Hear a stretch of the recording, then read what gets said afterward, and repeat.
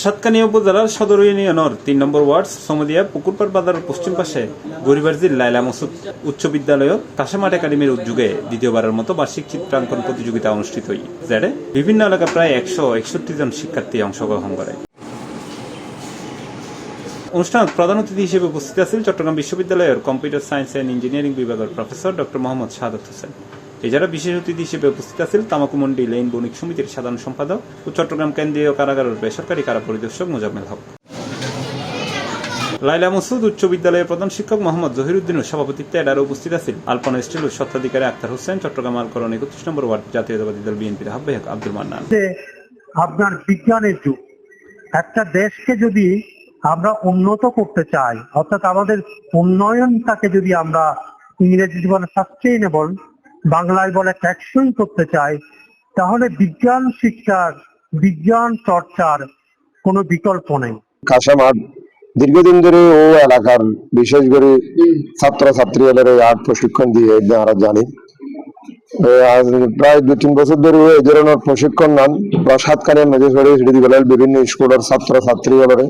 এই এলাকার মধ্যে কাশেম ভাইয়ের মাধ্যমে আরো দেহির বিভিন্ন স্কুল প্রত্যন্ত অঞ্চল পুরা বৃহত্তর সাতকানিয়ার প্রত্যেকটা স্কুল ছাত্রছাত্রী অংশগ্রহণ করবে। আর একটা লক্ষ্য উদ্দেশ্য দেখি চিত্র অঙ্কনের মাধ্যমে মানুষের স্মৃতি ফুটিয়ে উঠুক এবং এলাকার সৌন্দর্য ফুটিয়ে উঠুক। গত বছর আর প্রায় ৯৭ জন প্রতিযোগী আছিল, এবছর ছাড়া গিয়ে আর টার্গেট করলাম ১৫০ স্টুডেন্ট প্রতিযোগিতায় অংশগ্রহণ করব, এখন যদি ১৬১ জন হয়ে গিয়ে কাশেম আর্টতে যারা আর্ট শিখিব, শিখিয়ে যারা বড় পর্যায়ে দেব, এছাড়া জাতীয় পর্যায়ে পুরস্কার অর্জন করিবার মতো ওর চিন্তা করিয়ে ফকরের প্রশিক্ষণ দেয়। চতুর এলাকার যে ছাত্রছাত্রীসকল আছে তারও মানে কি খুশি ওর আয়োজন করার ক্ষেত্রে আর এলাকার একটা পরিস্থিতি বৃদ্ধি হইয়ে এবং যারা শহরতে এসে এবং দূর দূরান্ততে এসে তারা উৎসাহ লইয়ে এই আর্ট এখন প্রতিযোগিতার পরীক্ষাদের।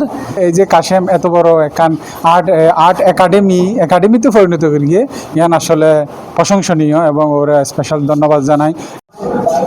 এই প্রতিযোগিতায় অংশগ্রহণ করতে পেরে আজকে আমাদের অনেক ভালো লাগছে। আর এছাড়াও এই প্রতিযোগিতাটা গত বছর থেকে অনুষ্ঠিত হচ্ছে, তো এটা আমাদের জন্য একটা ভবিষ্যৎ সাফল্যের একটা চাবিকাঠি। এটা দিয়ে আমরা ভবিষ্যৎ পরিকল্পনা কিছু করতে পারবো।